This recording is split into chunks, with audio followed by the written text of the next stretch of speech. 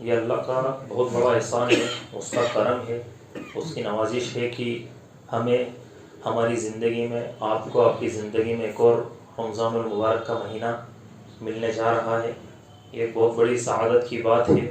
رمضان ظاہر اور باطن دونوں طریقے سے ایک انسان کی تربیت کرتا ہے۔ عبادتوں کے ذریعے سے روح کی تربیت تو ہوتی ہے، اسی طریقے سے عبادتوں کے ذریعے سے جو ہے ایک انسان کے شریر کو اور بدن کو غذا بھی ملتی ہے۔ اللہ تبارک و تعالی نے قرآن مجید میں اللہ کے نبی جناب محمد رسول اللہ صلی اللہ علیہ وسلم کو بولا کہ انما انت مذکر لست علیہم بمسیطر، کہ نبی ہم نے آپ کو صرف خبردار کرنے والا بنا کر بھیجا ہے، ان پر داروغہ بنا کر نہیں بھیجا کہ آپ ان کے پیچھے پڑ جاؤ کہ بھائی تو 20 کیوں پڑھ رہا ہے۔ ارے اس کو آپ نے سمجھا دیا کہ 8 پڑھنا معتبر ہے، اور 11 اللہ کے نبی صلی اللہ علیہ وسلم کے رمضان اور غیر رمضان کی تراویح کی نماز کتنی تھی؟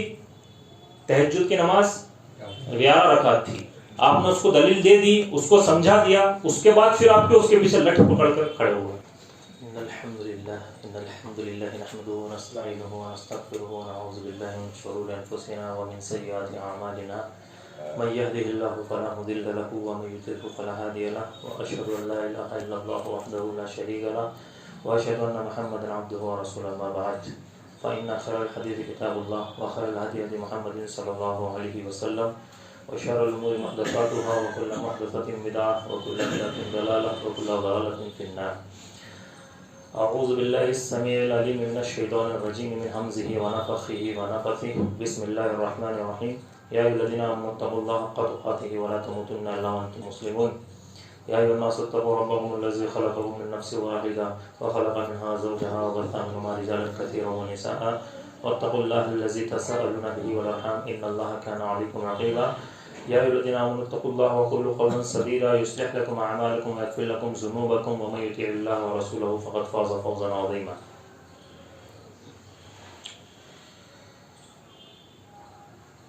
قال الله تبارك وتعالى في القرآن المجيد، يا أيها الذين آمنوا كتب عليكم الصيام كما كتب على الذين من قبلكم لعلكم تتقون۔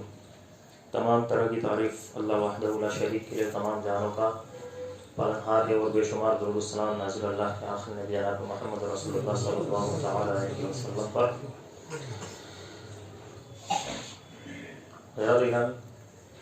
السلام علیکم ورحمۃ اللہ وبرکاتہ۔ یہ اللہ کا بہت بڑا احسان ہے، اس کا کرم ہے، اس کی نوازش ہے کہ ہمیں ہماری زندگی میں، آپ کو آپ کی زندگی میں ایک اور رمضان المبارک کا مہینہ ملنے جا رہا ہے۔ یہ ایک بہت بڑی سعادت کی بات ہے۔ یقیناً ماہ رمضان کو پانا یہ بڑی خوش نصیبی کی بات ہے۔ ہم سوچتے ہیں کہ رمضان تو کیا ہے، ہر سال آتا ہے، تو اس کو پانا کیسے خوش نصیبی کی بات ہے۔ یہ ان سے پوچھیے آپ جو اس زندگی کی بھاگ دوڑ میں پچھلے رمضان تو ہمارے ساتھ تھے، لیکن اس رمضان ہمارے ساتھ نہیں، تو یہ ایک رمضان یہ بہت بڑی سعادت کی بات ہے کہ انسان کی مغفرت کے لیے کافی ہے، انسان کا نام جہنمیوں کی لسٹ سے ہٹا کے جنتیوں کی لسٹ میں ڈالنے کے لیے، اور رمضان کی عبادتیں جو انسان کرے اس سے اپنے 12 مہینے کی تربیت کرے، تو یہ ایک انسان کو اس راہ پر چلا سکتا ہے جس راہ پر طور صراط بھی آسان ہے، روز محشر کا حساب و کتاب بھی آسان ہے، اس دن کا پسینہ بھی آسان ہے، اس دن کی گرمی کو جھیلنے کا راستہ بھی آسان ہے، قبر کی منازل بھی آسان ہے، اور ہر آسانی سے گزرنے کے بعد جنت کا راستہ اس کے لیے اللہ تبارک و تعالیٰ کھول دیتا ہے۔ رمضان کے تعلق سے اسلاف کرام کا جو قلبی لگاؤ تھا، اس بات کا اندازہ اس سے لگایا جا سکتا ہے کہ اہل علم نے لکھا ہے کہ ماہ رمضان ابھی دور ہے۔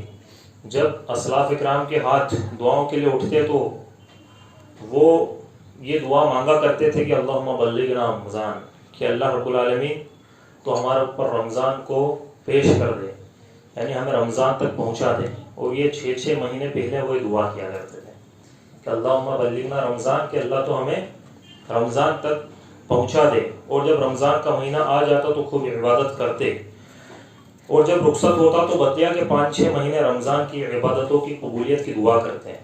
مطلب پورا سال ان کا جو روٹیشن ہوتا ہے وہ رمضان کی اہمیت کو آپ جانو کہ 5-6 مہینے پہلے سے دعا کرتے کہ اللہ رمضان آ رہا ہے تو ہمیں اس تک پہنچا دے۔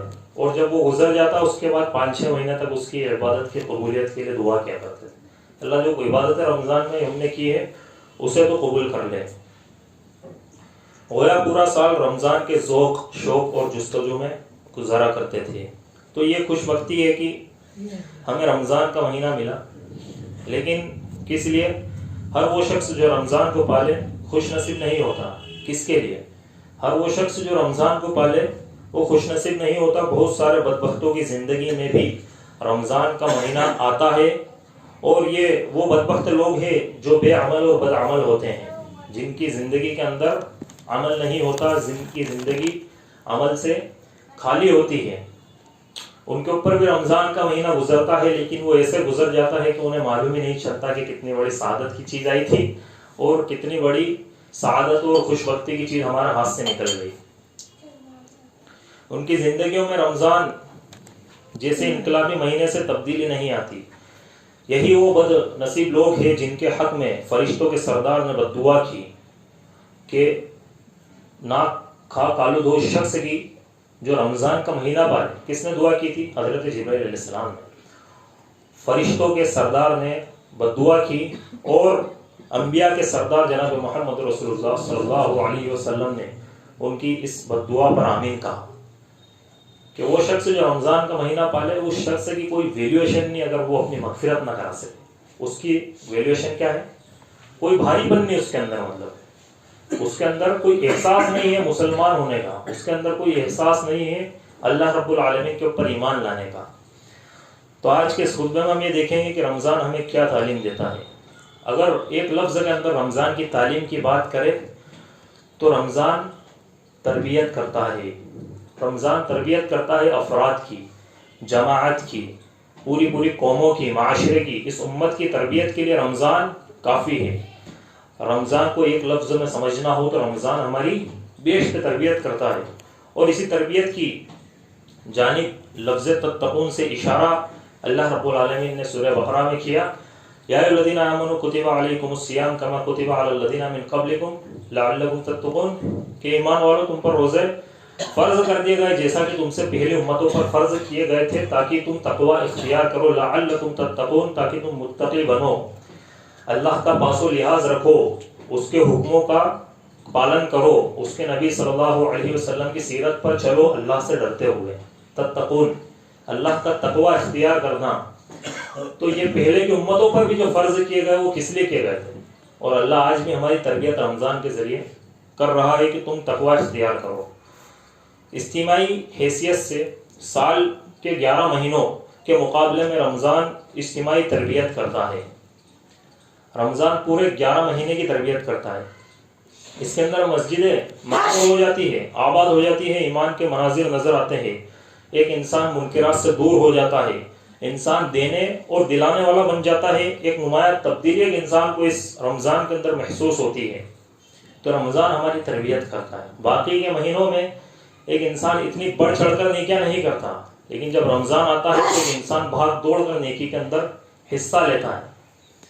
اور اگر انفرادی سطح پر بھی دیکھا جائے تو بہت ساری صفات ہے جو رمضان ہمارے اندر پیدا کرتا ہے، لیکن جب یہ رمضان کے اندر ہمارے اندر صفات پیدا ہوتی ہے اور جو تبدیلیاں آتی ہیں، اور رمضان کے بعد اگر وہ تبدیلیاں غائب ہو جاتی ہے، اور وہ جیسا کہ پچھلے رمضان میں ہمارے اندر جو تبدیلی آئی تھی وہ ابھی رمضان آنا باقی ہے، اس تبدیلی کا اثر ابھی ہمارے اوپر اگر نہیں ہے تو پھر وہ رمضان کے مہینے کی کوئی جو ہم نے عبادتیں کری ان کا کوئی فائدہ نہیں، کیونکہ ہم نے صرف 1 مہینے اللہ کے اوپر ایمان لائے۔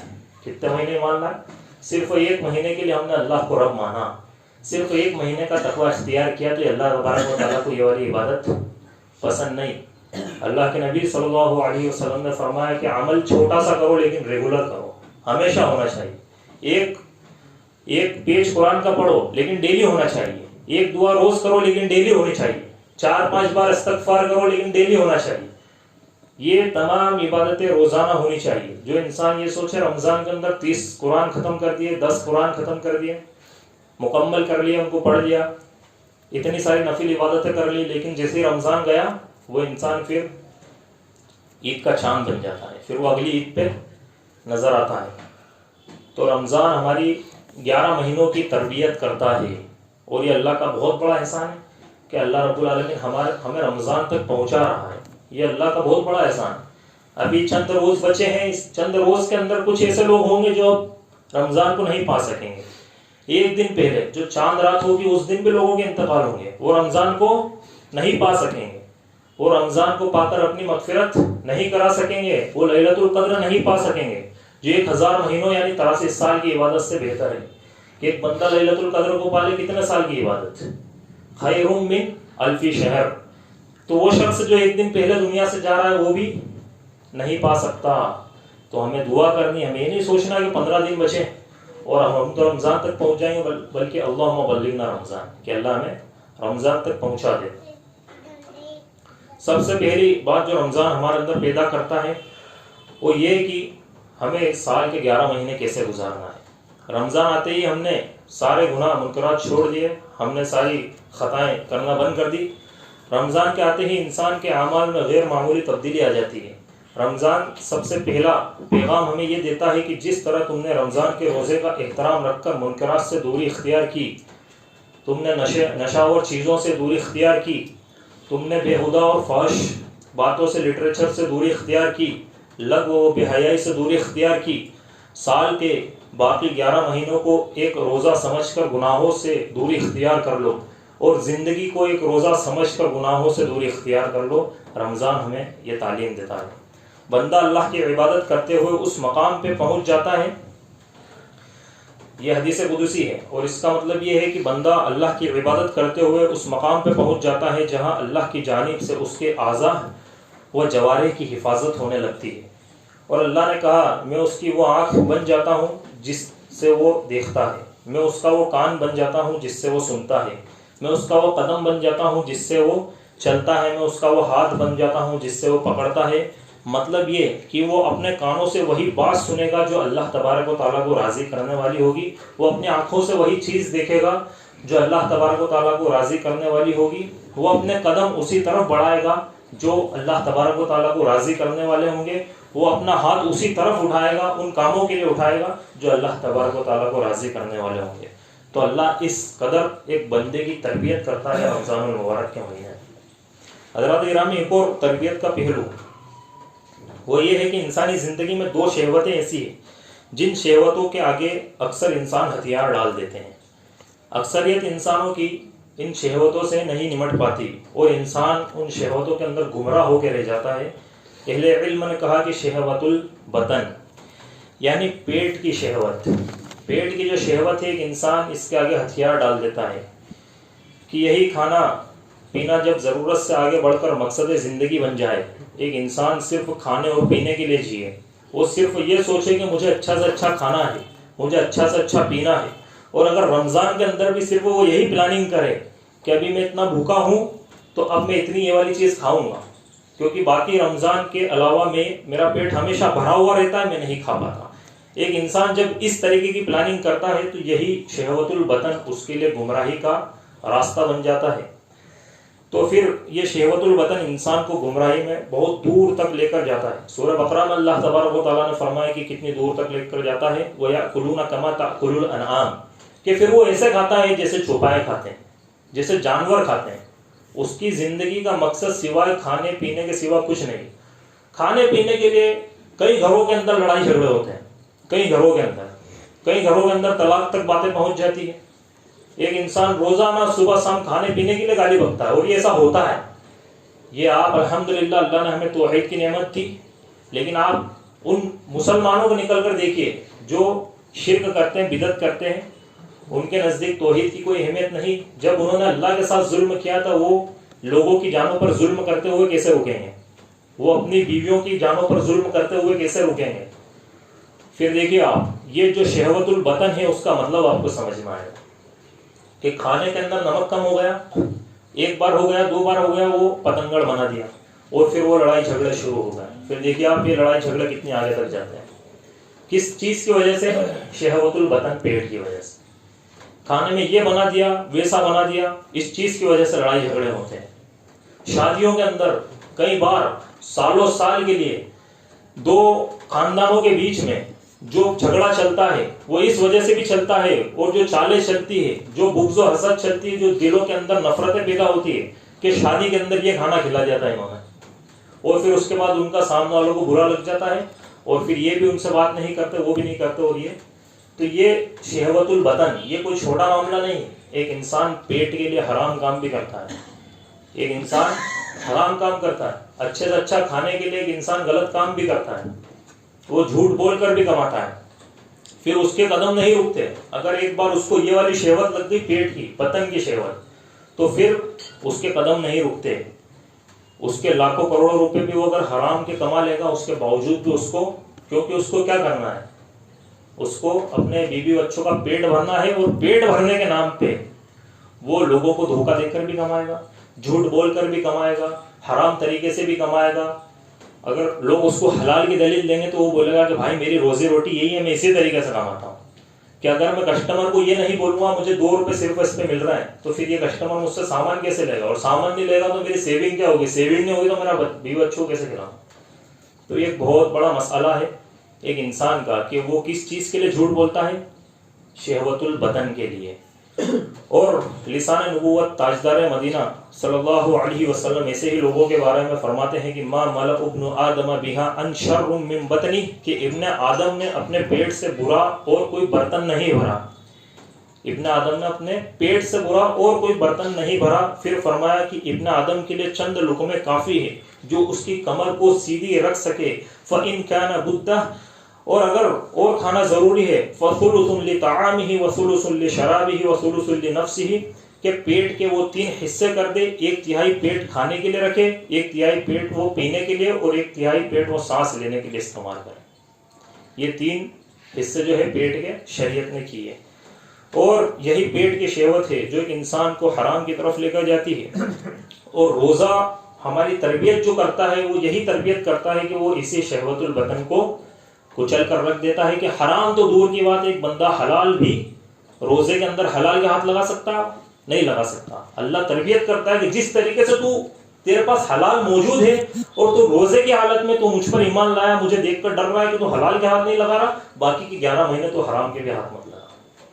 جب تو رمضان کے اندر مجھ سے ڈر کر حلال کے ہاتھ نہیں لگا رہا تو حرام کے کیسے لگا سکتا باقی 11 مہینے؟ تو روزہ ہماری یہ تربیت کرتا ہے اور شہوت کو کچل کر رکھ دیتا ہے کہ پیٹ میں جائے گا تو حلال لقمہ جائے گا، اور نہ ملے تو ہم بھوکے رہنا پسند کریں گے، لیکن حرام لقمے کو پیٹ کے اندر نہیں جانے دیں گے۔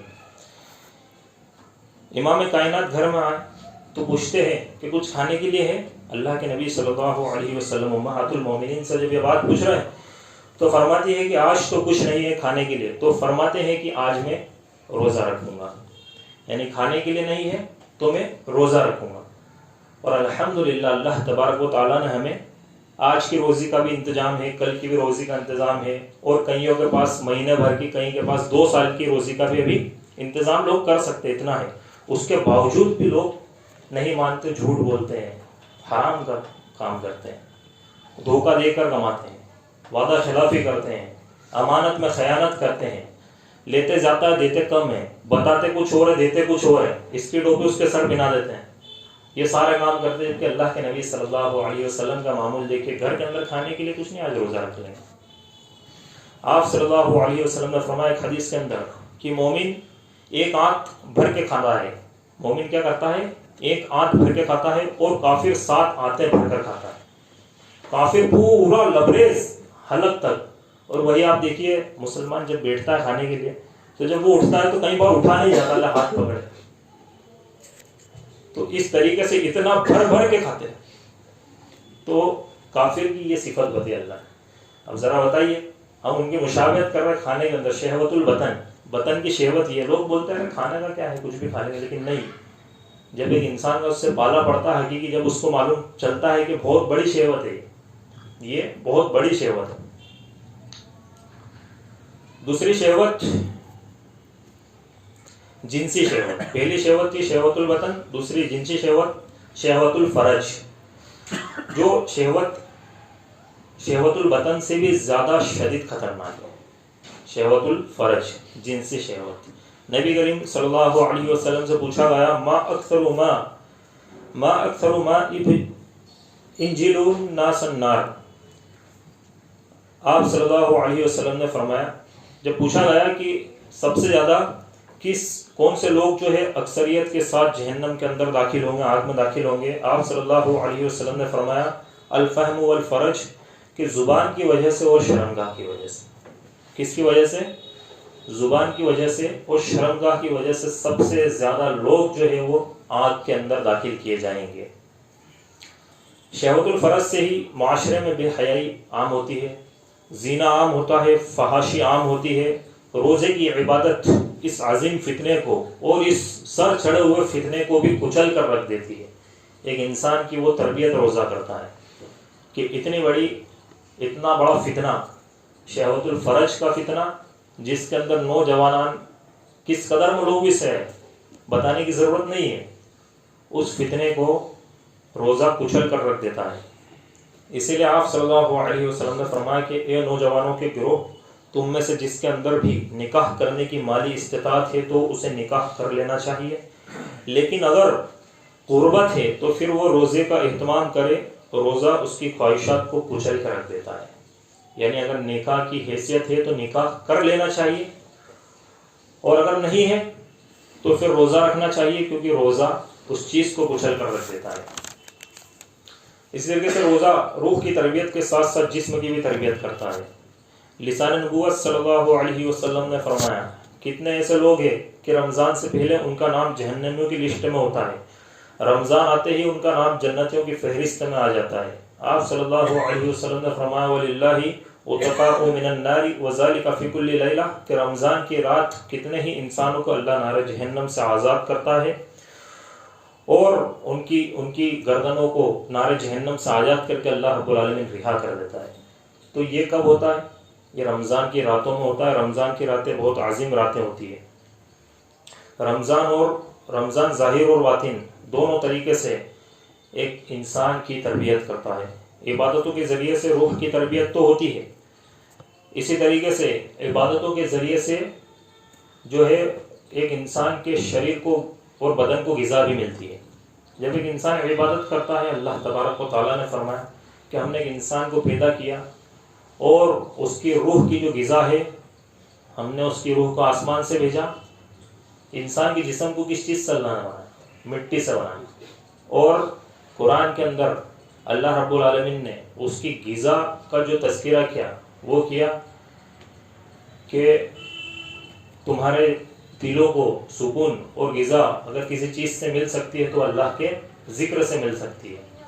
اللہ کے ذکر سے اللہ رب العالمین نے دلوں کے سکون کا قرار دیا۔ اب ایک انسان پیٹ بھر کے کھانا کھا لے اور دل کو اگر سکون نہ ملے، وہ کھانا کسی کام کا نہیں، وہ انسان پریشان ہو جائے گا، بیمار ہو جائے گا، کھا کھا کے پھٹ جائے گا۔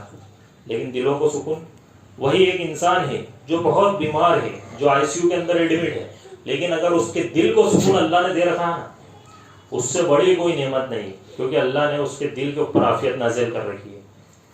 ایک انسان کے دل کو امن میں اللہ نے کر رکھا، سکون میں اللہ نے رکھا۔ ایک انسان نے اللہ رب العالمین سے ربط مضبوط رکھا، وہ غریبی کے اندر بھی اللہ رب العالمین کا شکر ادا کرے گا، وہ کیونکہ اسے مشن معلوم ہے کہ مشن کیا ہے، مشن آخرت ہے۔ لیکن اگر ایک انسان مشن دنیا کو بناتا ہے اور پیٹ بھر کے کھانا کھاتا ہے، پیٹ بھر کے مال جمع کرتا ہے، بڑے بڑے کام دھندے کر لیتا ہے، لیکن اگر اس کا ربط اللہ سے مضبوط نہیں ہے، اس کو غذا، اگر وہ اپنی روح کی غذا صرف زمین سے لے رہا ہے، وہ اللہ رب العالمین کے کلام سے غذا نہیں لے رہا، اس کو سکون نہیں مل سکتا، اس کی روح کو سکون نہیں ملے گا۔ تو یاد رکھیے کہ یہ روزہ ہمارے جسم کو غذا بھی مہیا کرتا ہے۔ روزے کی حالت میں ہم بظاہر بھوکے رہتے ہیں، لیکن یہی بھوک ہماری صحت کا راز ہے۔ بیماریوں کا بہت بڑا سبب یہ ہے کہ آپ اپنے معدے کو خالی نہ رکھیں۔ جب ایک انسان معدے کو خالی نہیں رکھتا، پیٹ کو بھرا ہوا رکھتا ہے، تو وہ بیماری کا گھر بن جاتا ہے اس کا شریر۔ اور عربی میں یہ کہاوت ہے، کہا جاتا ہے کہ المعدۃ بیت الداء، کہ معدہ جو ہے یہ بیماریوں کا گھر ہے۔ کیا ہے معدہ؟ المعدۃ بیت الداء، معدہ بیماریوں کا گھر ہے۔ والحمیۃ اساس الدواء، اور پرہیز کرنا سب سے بنیادی دوا ہے۔ پرہیز کرنا کیا ہے؟ سب سے بنیادی دوا ہے، اور روزے سے زیادہ بہترین پرہیز ہو ہی نہیں سکتا۔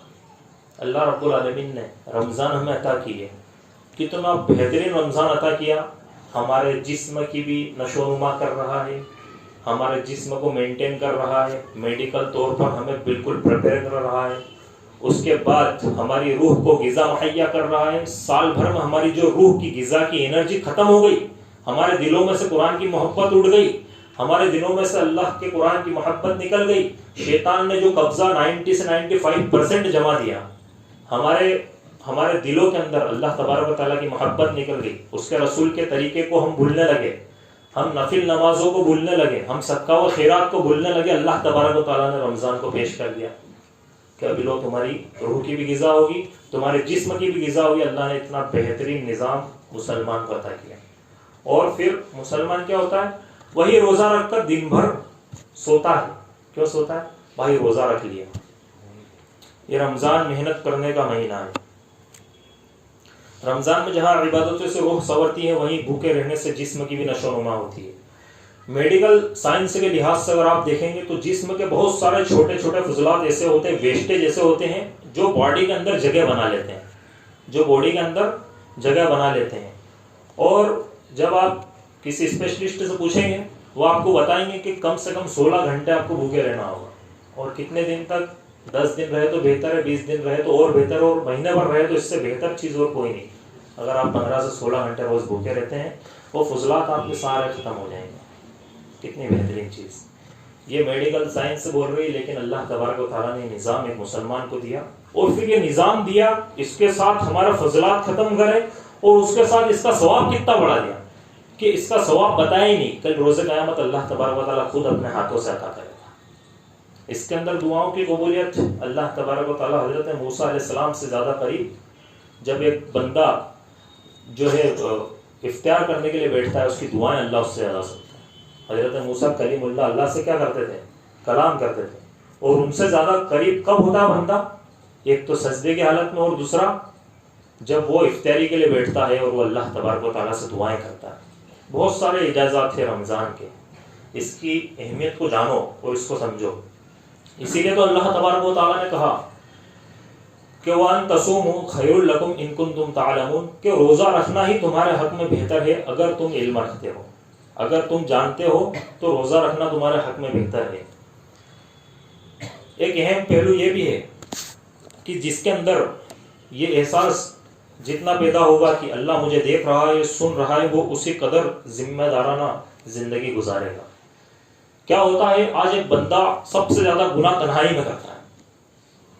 تنہائی میں کیسے کرتا ہے؟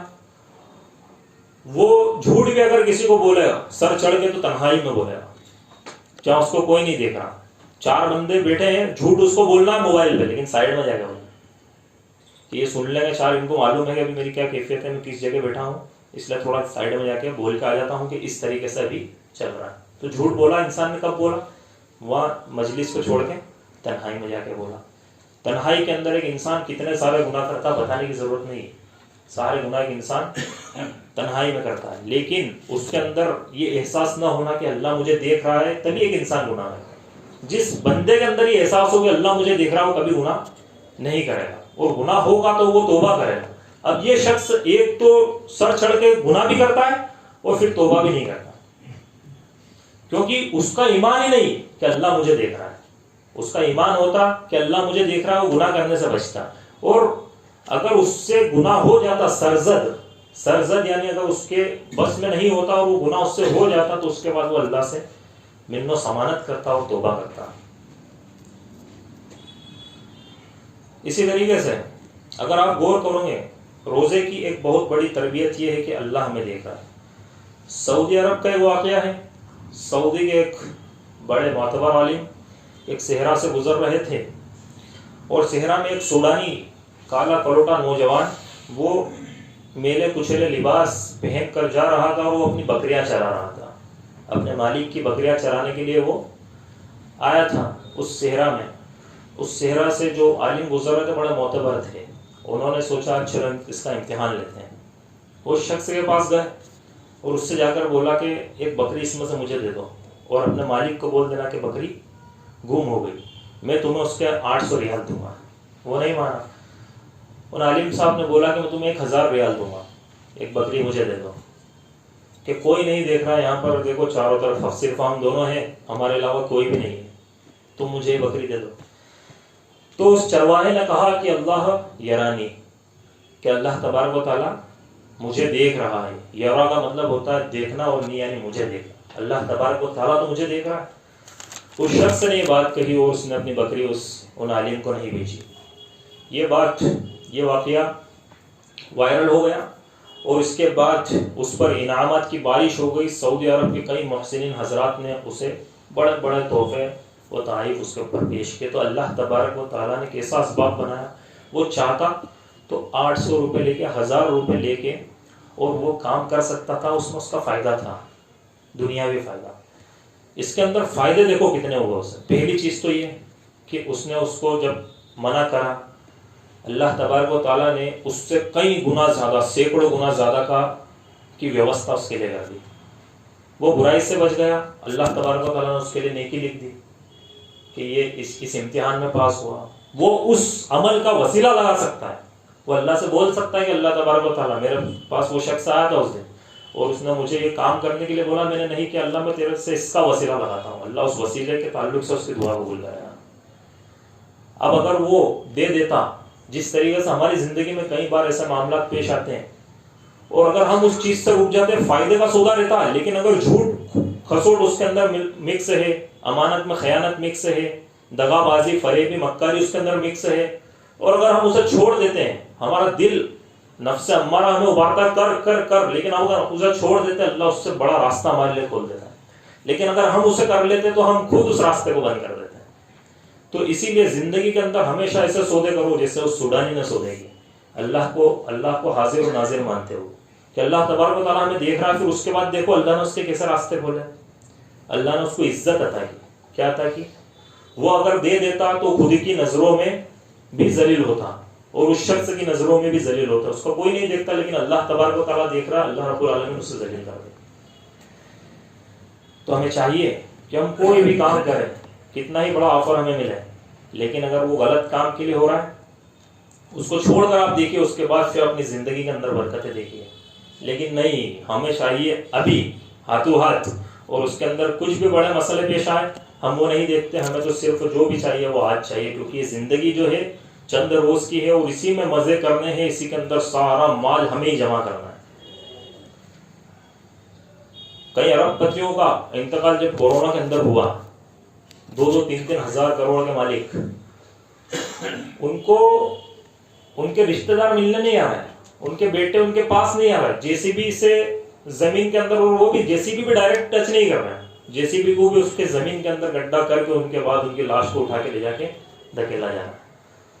اس قدر حالت ہوئی. تو یہ کیا جمع کرا انہوں نے؟ یہ دنیا جمع کری، اور یہ دنیا ان کی کس کام میں؟ کسی کام میں نہیں ہے. اور ایک انسان اسی کے لیے اللہ تبارک و تعالیٰ کو چھوڑ دیتا ہے. تو روزہ ہماری یہی تربیت کرتا ہے کہ ہم اللہ تبارک و تعالیٰ کا تقوی اختیار کریں. جس طریقے سے کچن اور ہم ہوتے ہیں، ہم کچن کے اندر کھڑے ہوتے ہیں، اور ہمارے پاس کھانے کے لیے سب طرح کے پکوان، میوے سب ہوتے ہیں، ہر طرح کا کہ پانی ہوتا ہے، کولڈ پانی، ہاٹ پانی، جو ہم پیتے سب چیزیں موجود ہیں. اور ہم وہ اس لیے نہیں پی رہے کیونکہ کون ہمیں دیکھ رہا ہے؟ اللہ ہمیں دیکھ رہا ہے. تو جب روزے کی حالت میں ہم حلال چیز کو اللہ سے ڈرتے ہوئے اللہ تبارک و تعالیٰ کی رضا کے لیے چھوڑ دیتے ہیں، تو پھر اس کے علاوہ ہم حرام چیزوں کو کیوں اپنا لیتے؟ کیوں آج بیاس کے اندر سب سے زیادہ مسلمان لوگ ہیں؟ سود بیاس کے اندر مسلمان ملوث سے اس کے اندر راستے ایک انسان نکالتا ہے. اب دیکھیں اب کس قدر لوگ جو ہے اس کے اندر ملوث ہو رہے ہیں. رمضان کی تربیت کا ایک پہلو یہ بھی ہے، بات رکھ کے اپنی بات ختم کروں کہ زندگی جد و جہد اور محنت و مشقت کا نام ہے، آرام پسندی اور عیش و پرستی کا نام نہیں. اور یہ جد و جہد روزے کی حالت میں بھی اللہ تبارک و تعالیٰ نے مطلوب کی. روزے کا مطلب یہ نہیں کہ دن بھر کولر اور AC کے اندر ہم سو جائیں، اور جیسے ہی شام کو افطاری کا ٹائم ہو آواز آئے کہ چلو آ جاؤ، اور 2 منٹ پہلے جا کر بیٹھ کر ہم افطاری کر لیں. نہیں، بلکہ روزے کے اندر بھی محنت اور مشقت مطلوب ہے. اسلامی تاریخ جب آپ پڑھیں گے تو حضرات صحابہ کرام رضوان اللہ علیہم اجمعین نے اور اسلاف امت نے بڑی بڑی جنگیں ماہ رمضان میں لڑی، بڑی بڑی جنگیں لڑی. آپ دیکھ لیجیے اٹھا کے کئی جنگیں ہیں جو انہوں نے رمضان کے مہینے کے اندر لڑی. تو یہ دارالعمل ہے. ہم یہاں محنت کرنے، مشقت کرنے، خود کو تھکانے کے لیے، دین کا بیڑا اٹھانے کے لیے آئے ہیں. آرام کرنے کی جگہ قبر ہے جو اللہ تبارک و تعالیٰ نے ہمیں اچھی موت کے بعد سکون عطا کرے گا. اس کے اندر بھی ایسا نہیں ایک بندہ یہ سوچے گا نہیں یہاں پر دنیا کے اندر بھی مکاری کر رہا اور پھر سوچے گا آخرت کے اندر قبر کے اندر بھی سکون ملے گا. نہیں. اللہ نے کہا لقد خلقنا الانسان فی کبد کہ ہم نے انسان کو مشقتوں میں پیدا کیا ہے, تکلیفوں کے اندر اس کو پیدا کیا ہے. اور اس سے بڑی دلیل کیا ہوگی؟ خندق ایک تھکا دینے والی کھدائی, خندق کا موقع, جنگ خندق کو آپ نے پڑھا ہوگا. اس کے اندر اللہ کے نبی صلی اللہ علیہ وسلم نے 10 افراد کو مخصوص علاقے دے کر سب کو اس کے اوپر مقرر کر دیا کہ تمہیں ایک کھودنا ہے. اور وہ سب کے سب بھوکے تھے, بھوکے پیٹ ان خندقوں کو کھود رہے تھے. پوری سیرت آپ اس کی پڑھیے کس قدر پیٹ پر پتھر مان کے خود جناب محمد رسول اللہ صلی اللہ علیہ وسلم کے نے اپنے پیٹ پر 2 پتھر باندھے تھے. ایک صحابی آیا بولے اللہ کے نبی ہم نے پیٹ پر پتھر باندھ رکھے. اللہ کے نبی نے الٹا اٹھا کر کہا تمہارے پیٹ پر 1 پتھر, میرے پیٹ پر 2 پتھر باندھے. اس قدر جو ہے بھوک پیاس کے اندر اللہ کے نبی اور صحابہ کرام نے محنتیں کی. ہمیں خندق نہیں کھودنی, ہمیں صرف گناہوں سے رکنا ہے اور اپنی تربیت کرنی ہے. تو یہاں اس زندگی کے اندر جتنا تھکو گے اتنا آرام اللہ تبارک و تعالیٰ آخرت کے اندر عطا کرے گا. اسی طریقے سے ایک اور غلطی جو ہم کرتے ہیں, اور یہ سب سے بڑی غلطی میری نظر میں ہے, کہ شیطان امت کو بحث و مباحثے میں مبتلا کرنے کی کوشش کرتا ہے. ہمارا پورا مہینہ کئی بار ایسا ہوتا ہے کہ پورا صرف تراویح کو کتنی رکعت پڑھنی ہے اس کے اوپر ہمارا گزر جاتا ہے کہ 8 پڑھنی ہے, 20 پڑھنی ہے, کم پڑھنی ہے, زیادہ پڑھنی ہے. بحث و مباحثہ ہم کرنے لگ جاتے ہیں اور حد سے آگے نکل جاتے ہیں. اور فضول کے مسائل جیسے رویت ہلال, اس کے اندر تو آپس میں توحید پرستی الجھ جاتے ہیں. اس کے اندر تو آپس میں توحید پرستی الجھ جاتے ہیں اور ایسے الجھتے کہ وہ گروپ بن جاتے ہیں. اور گروپ بننے کے بعد پھر اس کے اندر آپ دیکھیے کہ انڈیا کے اس کونے سے کیا فتویٰ آ رہا ہے, انڈیا کے اس کونے سے کیا فتویٰ آ رہا ہے. اور پھر وہ رویت ہلال کا مطلب جانتے ہیں نا, چاند کا مسئلہ. اس مسئلے پر اتنی بحث ہوتی ہے کہ ان کا پورا مہینہ اسی میں نکل جاتا ہے. لو بھائی صبح اٹھے اسی کے دلائل میں لگ گئے, شام تک دلائل ڈھونڈے, افطاری کری, سو گئے, پھر صبح اٹھے پھر وہی گروپ کھولا, وہی سارے مسئلے چل رہے ہیں اور اسی کے اندر الجھ کر رہ گئے. اللہ تبارک و تعالی نے قرآن مجید میں اللہ کے نبی جناب محمد رسول اللہ صلی اللہ علیہ وسلم کو بولا کہ انما انت مذکر لست علیہم بمسیطر, کہ نبی ہم نے آپ کو صرف خبردار کرنے والا بنا کر بھیجا ہے, ان پر داروغہ بنا کر نہیں بھیجا کہ آپ ان کے پیچھے پڑ جاؤ کہ بھائی تو 20 کیوں پڑھ رہا ہے. ارے اس کو آپ نے سمجھا دیا کہ 8 پڑھنا معتبر ہے اور 11 اللہ کے نبی صلی اللہ علیہ وسلم کے رمضان اور غیر رمضان کی تراویح کی نماز کتنی تھی؟ تہجد کی نماز 11 رکعت تھی. آپ نے اس کو دلیل دے دی, اس کو سمجھا دیا, اس کے بعد پھر آپ کے اس کے پیچھے لٹ پکڑ کر کھڑے ہوئے. اب وہ تو آپ کے پیچھے پڑے گا, لیکن اب آپ کو اس کو بولنا کہ اب اس میٹر پر رمضان بعد بات کریں گے. ابھی پڑھنی کتنی ہے مجھے 11 پڑھنی اور 11 ثابت ہے. اب تو چاہے تو 100 پڑھ, 200 پڑھ, مجھے اس سے کوئی لینا دینا نہیں. تیرے چکر میں اپنا رمضان خراب نہیں کروں گا. رمضان بعد اب بات کریں. رمضان کے پہلے بھی بات کر سکتے ہیں, رمضان کے پہلے آپ لوگوں کو سمجھا سکتے ہیں. لیکن شیطان چونکہ آپ کو چاہتا ہے بحث و مباحثے کے اندر الجھانا, اور وہ رمضان کے اندر یہ سارے مسائل لا کر کھڑے کر دے گا. اور پھر آپ گروپ جب کھولیں گے نا ابھی, تو آپ کو زیادہ تر یہی چیزیں نظر آئیں گی. تو اسی لیے ہمیں چاہیے. اب دیکھیے ایک اور بات رکھوں گا, تاتاریوں میں بغداد کے اوپر جب تاتاریوں نے حملہ کیا تھا چنگیز نے, تو اس وقت وہاں پر گلیوں کے اندر محفلیں بیٹھی ہوئی تھی. ایک گلی کے اندر جو محفل بیٹھی تھی اس میں یہ بحث و مناظرہ ہو رہا تھا کہ مسواک کی شرعی سائز کیا ہونی چاہیے. ایک شخص بول رہا تھا کہ 1 بالش تو ہونی چاہیے, ایک شخص کچھ انچ بتا رہا تھا, اور اس کے پیچھے جماعت کھڑی ہوئی, اس کے پیچھے جماعت کھڑی ہوئی, اور یہ بحث و مباحث. انہیں نہیں معلوم کہ ابھی تاتاریوں کی فوج اب تیار ہو چکی ہے اور وہ ہمارے اوپر چڑھائی کرنے والے. ایک حلقہ بیٹھا ہوا ہے, اس کے اندر کئی لوگ ہیں, اور وہ بحث کر رہے ہیں کہ ایک وقت میں ایک سوئی کی نوک پہ کتنے 1000 فرشتے بیٹھ سکتے ہیں. ایک بول رہا 1000 بیٹھ سکتے ہیں, ایک بول رہا 2000 بیٹھ سکتے ہیں. اور وہ ان کے اوپر بحث چل رہی ہے. ان مدوں پر جب ان کے اوپر بحث چل رہی تھی, تاتاریوں نے ان کے اوپر حملہ کیا, اور آپ دیکھیے کہ شیٹ سے شیٹ بجا ڈالی. جب آپ اس کی تاریخ پڑھیں گے آپ کو معلوم چلے گا کہ ان کی کیا حالت تاتاریوں نے کی. کہ جو نہر دجلہ کا پانی اس وقت تھا, اس کو جب انہوں نے وہاں پر جو مسلمانوں کا قتل عام کیا, وہ پانی ان کے خون کی وجہ سے سرخ ہو گیا. بچوں تک کو انہوں نے مارا, بوڑھوں کو مارا, عورتوں کو مارا, نوجوانوں کو, سب کو ختم کر دیا. اور پھر تھوڑے ٹائم بعد اللہ تبارک و تعالیٰ نے جو ہے انہیں کو ایمان سے نواز دیا، اور پھر تاتاری دیکھو آپ کس قدر ایمان لے کر آئے، انہوں نے دین و تبلیغ کا کام کیا. سنا کہ نہیں والا واقعہ؟ یہ واقعہ آپ پڑھیے گا ایک بار، تاتاری ہوگا، آپ کو معلوم چلے گا کہ آج جو امت کی حالت ہے ہم اس کے اندر بحث و مباحثے میں نہ الجھے، اور اگر کرنا ہی ہے تو رمضان کے پہلے اور بات کر لے. رمضان کے مہینے کو پاک رکھے، یہ شہر القرآن ہے، اللہ نے کہا یہ شہر القرآن ہے، یہ قرآن کا مہینہ ہے. بڑے بڑے مفسر اور محدث اور بڑے بڑے علماء کرام آج بھی آپ سعودی میں جائیں گے وہ درس حدیث کے حلقے بھی بند کر دیتے ہیں، وہ تفسیر اور فقہ کے حلقے بھی بند کر دیتے ہیں. وہ بولتے ہیں کہ اس کے لیے باقی کے 11 مہینے ہیں، ابھی خود کی عبادت کرنے کا وقت ہے. تو آخر میں اللہ رب العالمین سے دعا ہے کہ اللہ نے اور سننے سے زیادہ عمل کرنے کی توفیق.